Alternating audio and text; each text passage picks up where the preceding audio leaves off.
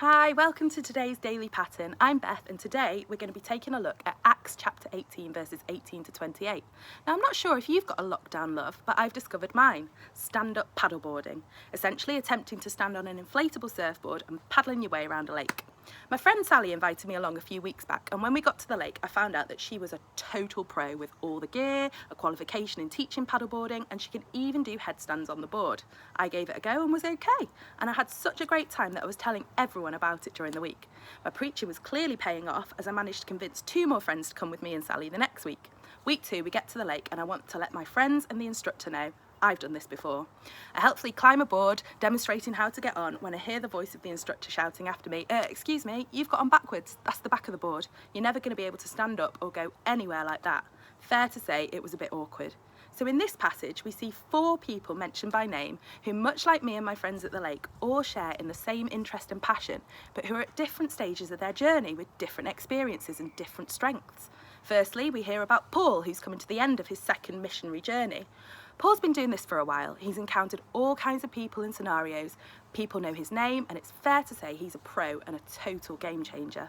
Then there's Priscilla and Aquila, a married couple who met Paul during his time in Corinth.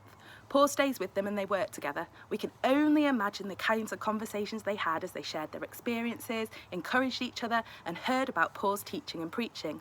Then we meet our 4th character, Apollos, a Jew from Alexandria who arrives in Ephesus and starts preaching boldly and eloquently in the synagogue. Much like my demonstration of how to mount a paddleboard, he taught what he knew, but he was still a work in progress.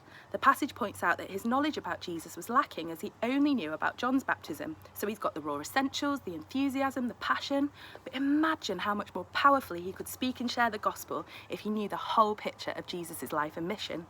So when Priscilla and Aquila hear Apollos, they don't judge or criticise him. Instead, they take him under their wing and invite him into their home, explaining to him about Jesus more adequately, probably sharing a lot of what Paul had taught them in the first place. The Bible tells us to encourage one another and build each other up on at least 5 occasions. And eventually, Apollos goes on to have a powerful preaching ministry. This passage demonstrates so much about the importance of sound teaching and encouragement as a family of believers, but it also shows that even if you're new on this journey, God still wants to use your excitement and enthusiasm to share his love with others.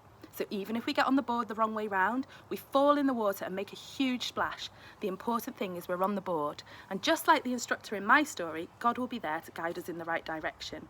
I believe this guidance comes in the form of our family, our friends, fellow believers, and whether you consider yourself to be a pro like Paul, a nurturer like Priscilla and Aquila, or an enthusiastic rookie like Apollos, why don't you ask God how he can use you to guide and encourage other people today?